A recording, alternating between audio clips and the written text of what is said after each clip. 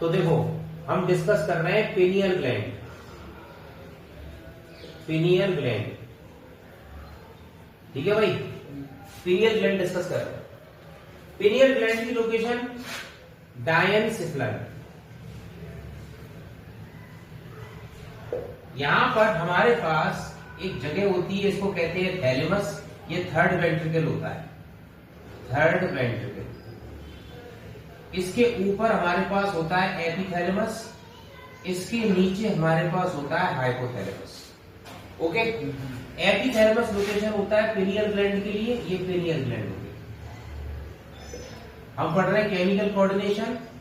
और हाइपोथैलेमस जगह होता है पिट्यूटरी का, ये एंटीरियर लोब, ये पोस्टीरियर लोब, ये पोस्टीरियर लोब, ये एंटीरियर लोब, ये एंटीरियर पिट्यूटरी, ये पोस्टीरियर पिट्यूटरी।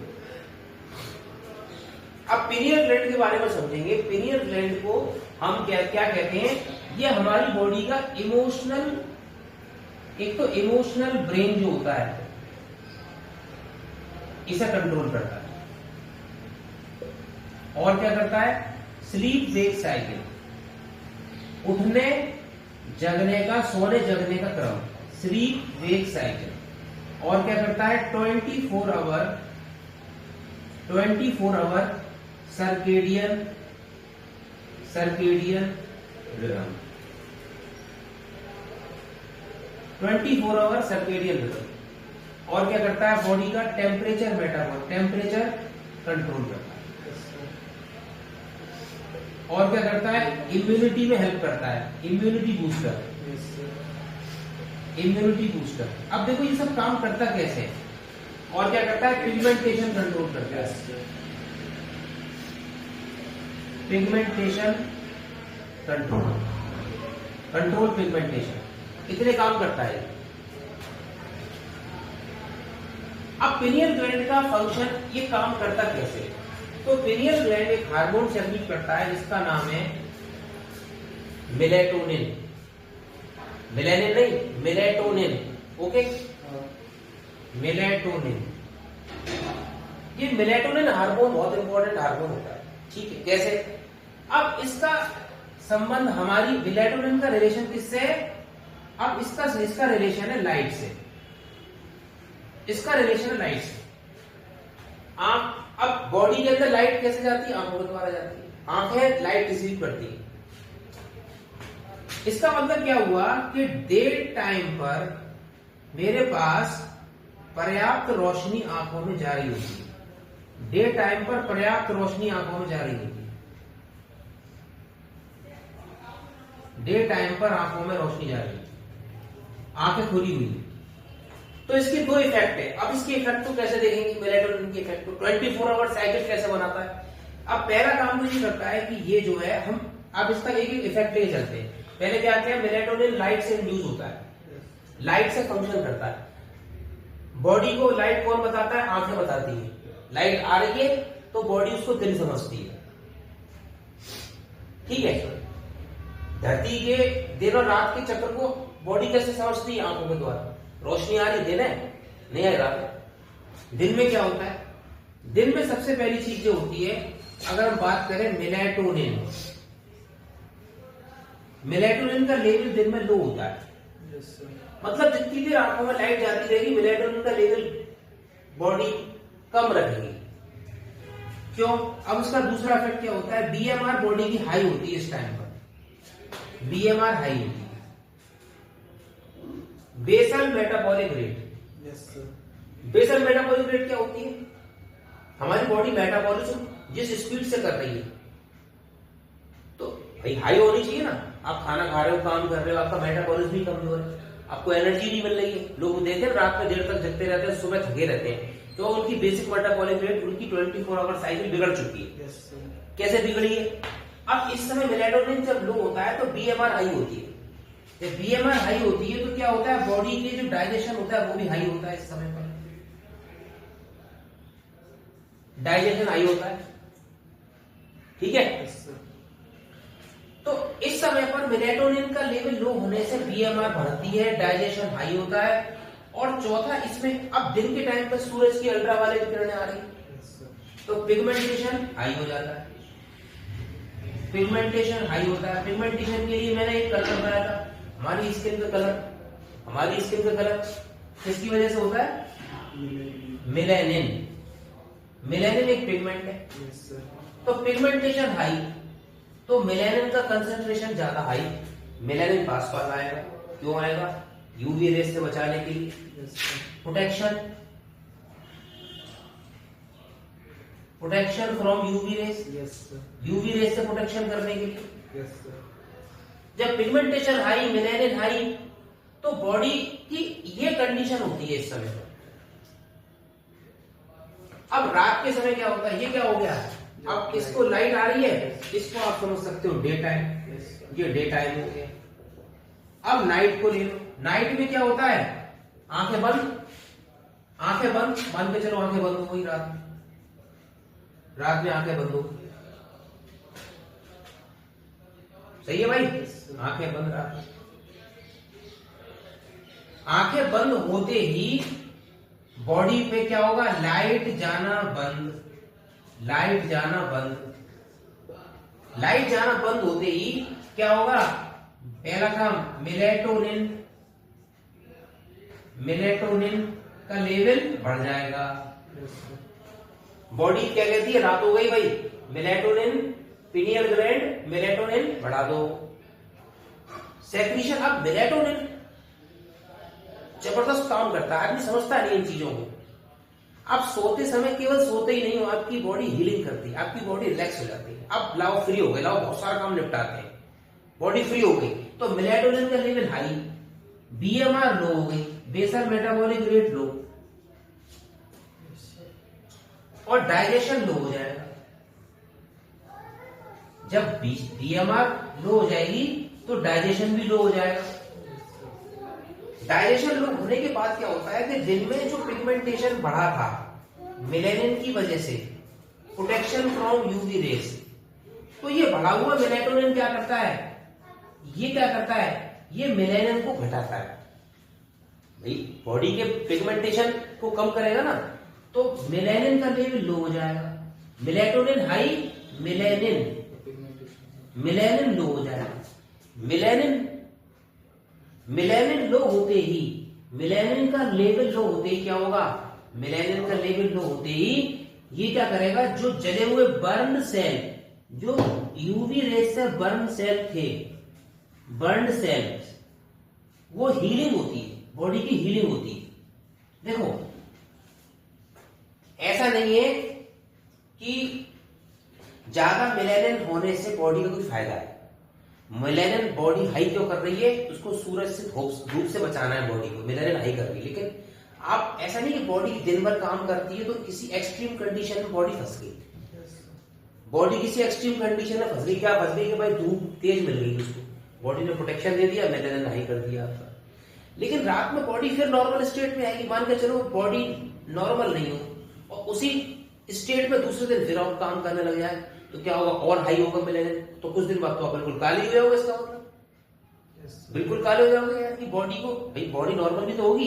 तो रात में बॉडी क्या करती है? जो जले हुए सेल्स हैं उनकी हीलिंग करती है और मेलानिन की मात्रा घटाती है। कौन घटाता है? बढ़ा हुआ मेलेटोनिन मेलानिन को घटाता है।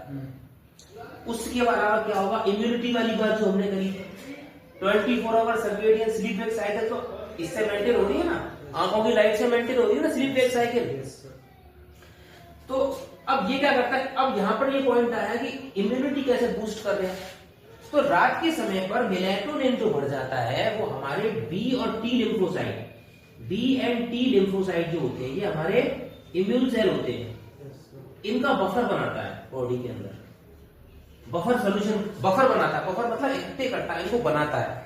तो रात में कहते हैं ना जल्दी सोना चाहिए, इम्यूनिटी बढ़ती है। कैसे बढ़ती है? कि ये बी और टी लिम्फोसाइट आपकी बॉडी में बढ़ जाते हैं, बफर बनाता है। बफर मतलब एक अपने पास इकट्ठे करता है डिफेंस के लिए, आगे लड़ने के लिए, बॉडी के लिए। तो ये बेसिक काम हो गया आपका पिनियल ग्लैंड के मेलेटोनिन का। बताओ आगे समझ में? पूछो क्या पूछना है इसमें? तो तीन, अब अपने ब्रेन के 3 ग्लैंड खत्म हो गए। देखो पिनियल हो गया, उसके अलावा हाइपोथैलेमस मैंने बता ही दिया, और उसके अलावा मैंने पिट्यूटरी बता दिया। Yes sir. तीनों के ग्लैंड आपस में ये ब्रेन में होते हैं। तीनों ग्लैंड कहां पर लोकेटेड है? ब्रेन में। तीनों ब्रेन में है। Yes sir. और तीनों पास पास होते हैं। देखो यहाँ पर पिनियल हो गया, यहाँ हाइपोथैलेमस हो गया, यहाँ पर पिट्यूटरी हो गया, तीनों पास पास हो गए, वो काम खत्म। ब्रेन में इसके अलावा कोई ग्लैंड नहीं। Yes sir. अब आ जाओ अगले ग्लैंड पर। अब हम समझते हैं थायराइड ग्लैंड। ये था हमारे ग्लैंड हो गए। अब थायराइड, अब समझते हैं थायराइड ग्लैंड के बारे में। अब समझते हैं थायराइड ग्लैंड के बारे में। तो टीएसएच हार्मोन हमारा कहां से निकला? पिट्यूटरी से।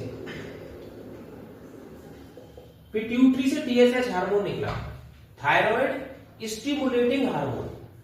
थायराइड स्टिमुलेटिंग हार्मोन टीएसएच, ये थायराइड को स्टिमुलेट कर रहा है। इसीलिए पिट्यूटरी के हार्मोन कैसे कहलाए थे? एक तो प्रोटीनियस नेचर के होते हैं, दो बातें याद रखना।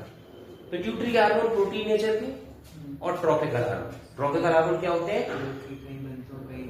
जो कि कहीं बनते हो कहीं affect another organ, tropical hormone. अब थायराइड ग्लैंड जो होता है, इसको स्टिमुलेट करने के लिए पिट्यूटरी से हार्मोन निकलता है TSH, thyroid stimulating hormone. Thyroid stimulating hormone, ठीक है भाई। थायराइड स्टिमुलेटिंग हार्मोन निकला। अब देखो, पहले हम समझेंगे थायराइड ग्लैंड के बारे में। पहले समझेंगे थायराइड ग्लैंड के बारे में, ठीक है, इसकी लोकेशन। तो ये देखो, ये हमारा होता है विंड पाइप। ये होता है विंड पाइप। ये विंड पाइप हो गया, ये विंड पाइप। ट्रैकिया हो गया ना, ये विंड पाइप हो गया, ठीक है। लोकेशन, इसके दोनों तरफ यहां पर एक बाइलोब्ड ग्लैंड होता है, बटरफ्लाई, बटरफ्लाई शेप का होता है। बटरफ्लाई शेप, बटरफ्लाई शेप का ग्लैंड होता है। बटरफ्लाई है ना, विंग्स की तरह दिख रहा है ना। तो क्या होता है? थायराइड ग्लैंड बटरफ्लाई शेप का। और इसके ये आपस में एक कनेक्टिव टिश्यू से जुड़ा होता है, कनेक्टिव से जुड़ा होता है आपस में। ये पीछे की साइड से ये एक टिश्यू से जुड़ा होता है, इसको कहते हैं हम इस्थमस। ओके, आगे की साइड से सर, आगे, ठीक है। दोनों तरफ ये ग्लैंड है और ये ऐसे जुड़ा हुआ है आपस में इस्थमस से। इस्थमस से। अब इस थायराइड की पोस्टीरियर सरफेस पर, थायराइड की पोस्टीरियर सरफेस पर, ठीक है भाई, पोस्टीरियर सरफेस पर वन पेयर एक ग्लैंड और होता है, इसको कहते हैं पैराथायराइड। तो हम थायराइड और पैराथायराइड को यहीं पर डिस्कस कर लेंगे। ये दो ग्लैंड आपके और में बढ़ जाएंगे। थायराइड और पैराथायराइड ग्लैंड जो होता है, ये कहां होता है? ट्रैकिया के विंड पाइप के दोनों तरफ। तो थायराइड के बैक सरफेस पर वन पेयर, दो पेयर, एक पेयर और दो पेयर पैराथायराइड ग्लैंड होते हैं। अब सबसे पहले हम समझेंगे कि थायराइड ग्लैंड का पार्ट्स ऑफ थायराइड ग्लैंड। ये तो लोकेशन समझ में आ गई, ठीक है। दोनों तरफ होता है, इस्थमस से कनेक्ट होता है, कनेक्टिव टिश्यू से कनेक्ट होता है। थायराइड ग्लैंड एक बहुत इंपॉर्टेंट ग्लैंड क्यों है? क्योंकि ये भी हमारी मेटाबॉलिज्म से रिलेटेड है। तो काम क्या क्या करता है, इस काम को समझ लेते हैं। Menstrual cycle, menstrual cycle in female, female के अंदर मेंस्ट्रुअल साइकिल को कंट्रोल करने का, और फैट, कार्बोहाइड्रेट एंड, ठीक है, प्रोटीन मेटाबॉलिज्म, ये इसका बहुत इंपॉर्टेंट काम। और इससे निकलने वाले, अब इसके पार्ट समझो, इसके पार्ट्स कितने होते हैं? दो मेन काम हो गए, मेंस्ट्रुअल साइकिल को फीमेल में कंट्रोल करना और fat, carbohydrate, protein, lipid, metabolism को कंट्रोल करना। अब ये करता कैसे, इसको समझेंगे। इसके पार्ट्स देखो, पहला इसका पार्ट होता है, इसे कहते हैं पैरा फॉलिकुलर सेल। इसके दो पार्ट होते हैं थायराइड ग्लैंड, एक होते हैं पैरा फॉलिकुलर सेल्स और दूसरे होते हैं फॉलिकुलर सेल। ये लिखा हुआ है एनसीईआरटी में। एनसीईआरटी में केवल फॉलिकुलर सेल के बारे में लिखा हुआ है। एनसीईआरटी में केवल फॉलिकुलर सेल के बारे में लिखा हुआ है। Thyroid gland is composed of follicles and stromal tissue. ठीक है, stromal tissue And follicle.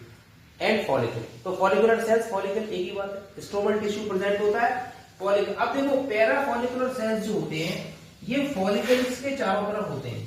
Follicles के चारों तरफ होते हैं पैरा फॉलिकुलर सेल, और ये एक हार्मोन बनाते हैं, इसका नाम है थायरोकैल्सिटोनिन।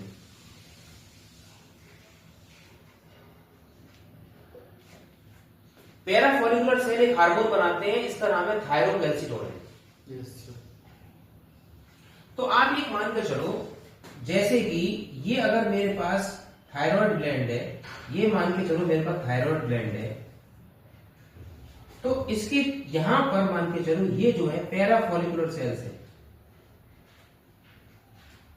ये पैरा फॉलिकुलर सेल्स है, और इसके अंदर क्यूबॉइडल सेल होते हैं, क्यूबॉइडल सेल होते हैं, क्यूबॉइडल सेल होते हैं। पैरा फॉलिकुलर सेल और क्यूबॉइडल सेल। तो क्यूबॉइडल सेल कौन से हो गए? फॉलिकुलर। ये है, ये वाले हैं फॉलिकुलर, ये है फॉलिकुलर, और फॉलिकुलर को जो घेरे हुए हैं वो पैरा फॉलिकुलर, पेरीफेरी पर जो पैरा फॉलिकुलर है। पैरा फॉलिकुलर एक हार्मोन बना रहे हैं जिसका नाम है थायरोकैल्सिटोनिन। Yes, sir. ओके। जबकि फॉलिकुलर सेल जो हार्मोन बनाते हैं उसे कहते हैं T3 T4। T3 T4 को कहते हैं ट्राई आयोडोथायरोनिन, ट्राई आयोडोथायरोनिन, और T4 कहते हैं टेट्रा आयोडोथायरोनिन।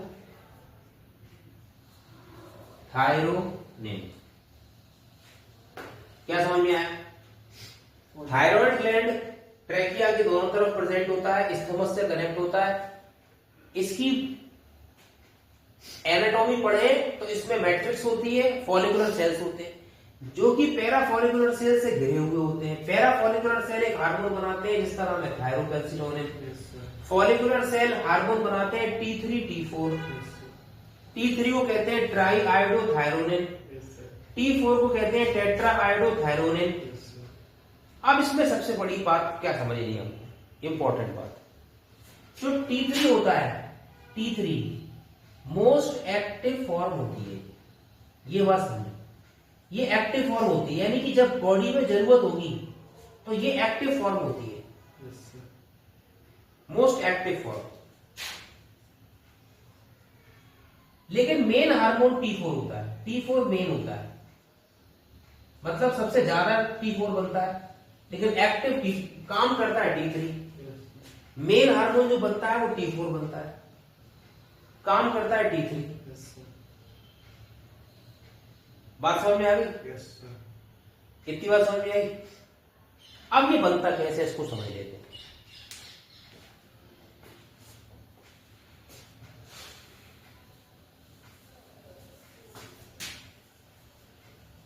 अब ये बनता कैसे, इसको समझ लेते हैं। यहां से पिट्यूटरी से टीएसएच का सेक्रीशन होना शुरू हो गया, पिट्यूटरी से टीएसएच का हार्मोन का सेक्रीशन शुरू हो गया। अब यहां पर क्या होता है, हमें दो बात समझनी होगी। पहली बात, थायराइड ग्लैंड जो होता है ये क्या करता है, थायरॉक्सिन हार्मोन बनाता है। स्टिमुलेट कौन करता है? टीएसएच, कि भाई हार्मोन बना कौन रहा है? थायराइड। अब थायराइड के अंदर आपने भी ये नाम पढ़े T3 T4, इसमें क्या लिखा था?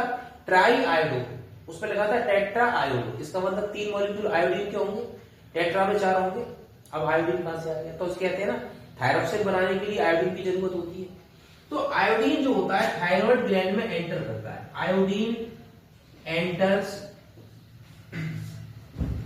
इन thyroid gland. Yes, sir. Thyroid gland के अंदर आयोडीन एंटर करता है। Yes, sir. डिफ्यूजन से। कोई पूछे कैसे एंटर करता है, डिफ्यूजन से एंटर करता है।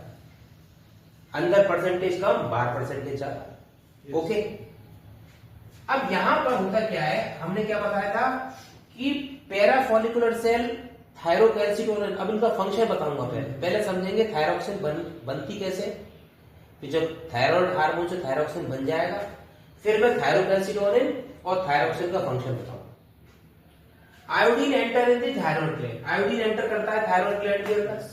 अब थायराइड ग्लैंड में आयोडीन एंटर करेगा तो उसको वहां पर क्यूबॉइडल सेल मिलेंगे, cuboidal cell, cuboidal cells. Cuboidal cell में एंटर करेगा आयोडीन, क्योंकि यही सेल तो बना रहा है T3 T4।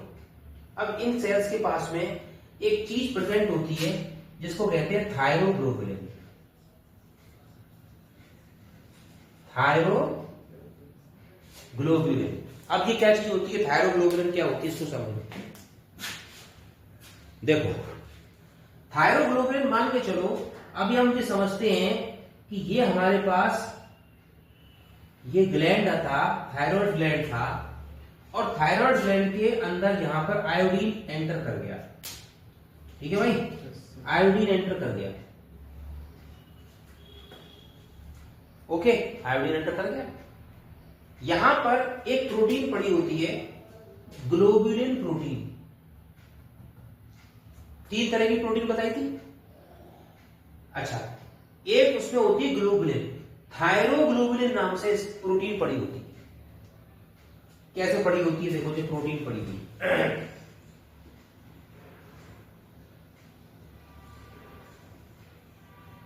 ये प्रोटीन पड़ी हुई है, थायरोग्लोबुलिन प्रोटीन पड़ी हुई, थायरोग्लोबुलिन प्रोटीन पड़ी हुई।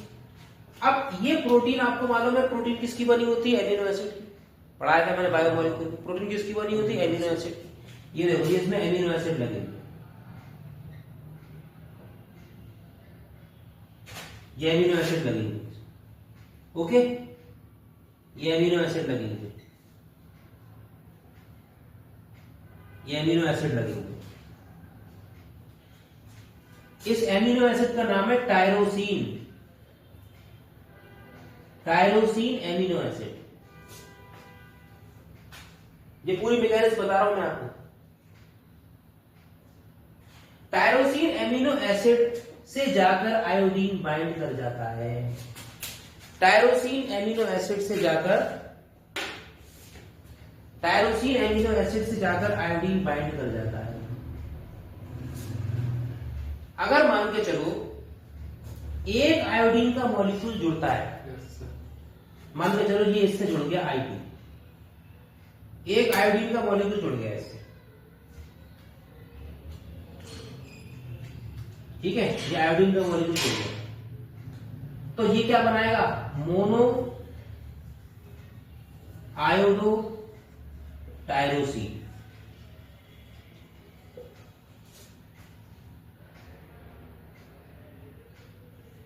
मोनो आयोडो टायरोसिन, एक ही तो जुड़ा है। मान के चलो इससे 2 मॉलिक्यूल जुड़ गए, एक ये जुड़ गया I2, एक ये जुड़ गया I2, तो ये बन गया die iodo thyronine. Amino acid कौन सा है, टायरोसिन, डाई आयोडो थायरोनिन बन गया, डाई आयोडो थायरोनिन। तो इस तरह से इस एमिनो एसिड का क्या नाम है, थायरोग्लोबुलिन।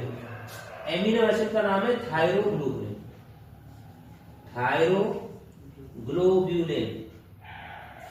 ये प्रोटीन है, इस प्रोटीन मॉलिक्यूल का नाम है थायरोग्लोबुलिन और एमिनो एसिड टायरोसिन है। प्रोटीन का नाम है थायरोग्लोबुलिन क्योंकि ये ग्लोबुलिन प्रोटीन है और थायराइड में प्रेजेंट है, इसलिए नाम हो गया थायरोग्लोबुलिन। और टायरोसिन एमिनो एसिड के साथ इसका कॉम्बिनेशन है, तो ये एमिनो एसिड आयोडीन के एक मॉलिक्यूल को जोड़कर अपना एक स्ट्रक्चर बनाता है, कंपाउंड, इसको कहते हैं मोनो आयोडो थायरोनिन। और अगर 2 जुड़ जाए तो होता है डाई। अब इसके अंदर कपलिंग होती है। अब इसमें अगला स्टेप क्या होता है, कपलिंग। कपलिंग में क्या होता है, कपलिंग में क्या होता है कि ये जो होती है, अगर मान के चलो ये I2 की यूनिट इससे जुड़ गई, ये कपलिंग होती है, मतलब ये आपस में कंडेंस होता है ये मॉलिक्यूल। तो देखो I2 और I1 की यूनिट जुड़ सकती है, कपलिंग होगी। मान के चलो ये वाला I2 ये डाई आइडो थायरोनिन और मोनो आइडो मिल गए कपलिंग में। मान के चलो क्या क्या मिल गए, मोनो प्लस डाई, तो क्या बन गया, ट्राई। तो T3 बन गया, T3 बन गया, फॉर्मेशन होगा T3 का। अच्छा मान के चलो कपलिंग में डाई आइडो प्लस डाई आइडो मिल गए, यहां पर हो सकता है ये डाई के दो मॉलिक्यूल आपस में कनेक्ट हो जाए, कपलिंग हो जाएगी, तो क्या बनेगा, टेट्राहाइड्रो बनेगा, T4 बन जाएगा। फॉर्मेशन समझ में आ रहा है। अब क्या होता है कि ये जो बने हुए हैं, अब यहां पर मेरे पास बनके क्या निकल आया, T3 और T4 बनके निकल आया, T3 और T4 बनके निकल आया। जब ये T3 T4 बनके निकलता है तो ये बाहर यहां पर ब्लड वेसल जा रही होती है, यहां पर ब्लड वेसल जा रही होती है, ये ब्लड वेसल जा रही है। ये यहां से इसके अंदर लाइसोसोम प्रेजेंट होते हैं। लाइसोसोम क्या करते हैं, लाइसोसोम T4 के साथ में जुड़ जाते हैं और इसके अंदर से एक आयोडीन को हटा देते हैं during transport of T3 T4। तो ये फिर क्या रह गया, T3 रह गया, T3 प्लस आयोडीन अलग हो गया एक, यहां से तो दोनों बने थे, T3 और T4 दोनों बने थे, लेकिन लाइसोसोम की वजह से एक T3 अलग, एक आयोडीन अलग और एक T4 की जगह T3, इसलिए T3 एक्टिव फॉर्म है और ये T3 यहां से ब्लड में आ जाता है, T3 ब्लड में आ गया, देख रहे हो, T3 ब्लड में आ गया, इसलिए तो एक्टिव फॉर्म है। बन तो T4 भी रहा है, T3 भी रहा है, लेकिन लाइसोसोम की प्रेजेंस की वजह से T3 एक्टिव फॉर्म की ब्लड में आकर डिफ्यूज हो जाता है। ये ब्लड सेल है हमारे, ये ब्लड सेल है, ये ब्लड में आया, तो ब्लड में क्या आया, T3 तो आया, T3 आया। इस तरह से T3 जो होता है उसका फॉर्मेशन होता है और ये एक्टिव फॉर्म होती है। तो T3 हमारा क्या हो गया, ट्राई आयोडोथायरोनिन, जो एक्टिव फॉर्म होती है, इसको थायरॉक्सिन हार्मोन कहते हैं। फंक्शन की बात करें तो अब मैं आपको समझाऊंगा कि थायराइड ग्लैंड का T3 क्या करता है, मेस्टोसाइकिल कंट्रोल करता है, मेटाबॉलिज्म कंट्रोल करता है। अब इसके दो स्टेटस है, अगर बॉडी में नॉर्मल निकल रहा है तो बॉडी में फीमेल की मेस्टोसाइकिल भी ठीक ठाक चलती रहेगी, मेटाबॉलिज्म भी ठीक ठाक चलती रहेगी। अगर मान के चलो इन थायरॉक्सिन हार्मोन की कमी होने लग जाए या ज्यादा निकलने लग जाए, दोनों ही कंडीशन में बीमारी होती है। सबसे पहले समझेंगे इसकी पैराफॉलिकुलर सेल से निकलने वाला थायरोकैल्सिटोनिन। तो थायरोकैल्सिटोनिन जो होता है उसको हाइपोकैल्सीमिक हार्मोन कहते हैं, ये बात ध्यान रखना। तो पहला हमारा लिखा है इसके अंदर थायरोकैल्सिटोनिन, थायरोकैल्सिटोनिन ये कैसा होता है, हाइपोकैल्सीमिक। हाइपोकैल्सीमिक का मतलब क्या होता है, ब्लड में से कैल्शियम रिड्यूस करता है, reduce calcium ion from blood, blood में से कैल्शियम आयन को हटाने का काम करता है। हाइपोकैल्सीमिक हार्मोन होता है, ब्लड में से कैल्शियम आयन को हटाएगा, ब्लड में से कैल्शियम आयन हटाएगा। तो ब्लड में से कैल्शियम आयन हटाने के लिए इसका पास क्या काम रह गया भाई, ब्लड में से रिड्यूस करेगा तो क्या करेगा, रीअब्जॉर्प्शन कराएगा। ब्लड में से हटाना है, बोन्स पर रीअब्जॉर्प्शन कराएगा। तो अगर अभी अच्छा, ये मैं आपको जब थायरोकैल्सिटोनिन और पैराथायरोन बताऊंगा तब इसकी कंट्रास्ट में बताऊंगा दोनों हार्मोन। पैराथायरोन जो होता है वो यही ये बता देता हूं, वो हाइपरकैल्सीमिक होता है, पैराथार्मोन, ये जस्ट इसके अपोजिट है। हाइपोकैल्सीमिक है, वो हाइपर कैल्सीमिक होता है। अब देखो, ब्लड में कैल्शियम लाने के लिए बॉडी के पास कैल्शियम का सोर्स क्या है? हड्डियां। तो बोन्स में से कैल्शियम खिंच खिंच के आता है और ब्लड में सप्लाई करता है पैराथायरॉयड। अगर इसकी मात्रा ज्यादा हो जाए, अभी बताऊंगा पैराथायरॉयड के साथ में, अभी इतना समझो कि ये हाइपर कैल्सीमिक होता है।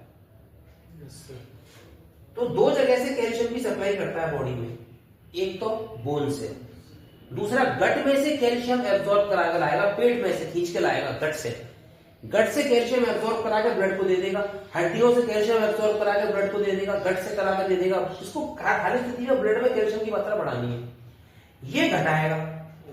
तो ये दोनों एक दूसरे के एंटागोनास्टिक होते हैं, एक मतलब अपोजिट होते हैं। अच्छा, एंटागोनास्टिक की क्षमता पे ध्यान आया कि जो पीनियल ग्लैंड होता है लाइट के एंटागोनास्टिक होता है, याद रखना। कैसे? लाइट ज्यादा तो मेलाटोनिन कम, लाइट कम तो मेलाटोनिन ज्यादा। एंटागोनास्टिक टू लाइट, वो सनलाइट हो चाहे ट्यूब लाइट हो, कोई भी हो, लाइट आ रही है आंख को तो दिन समझ रहा है, आंखें समझ रही है, दिन है, ठीक है। और पैराथार्मोन क्या करता है? ये हाइपर कैल्सीमिक होता है। तो ये रहा T3 का पूरा आयोडीन का फॉर्मेशन, थायरोक्सिन हार्मोन का, और इसी थायराइड से निकलने वाले थायोकैल्सिनोल का फंक्शन, हाइपोकैल्सीमिक। पैराथार्मोन इसलिए बता दिया कि हाल के आप समझ जाओ कि ये हाइपर, इसी में कंफ्यूजन होता है, कौन हाइपर है कौन हाइपो है। बाकी डिटेल में दोनों को बताऊंगा मैं। अब समझेंगे थायराइड ग्लैंड के फंक्शन, ठीक है। बंद कर दो।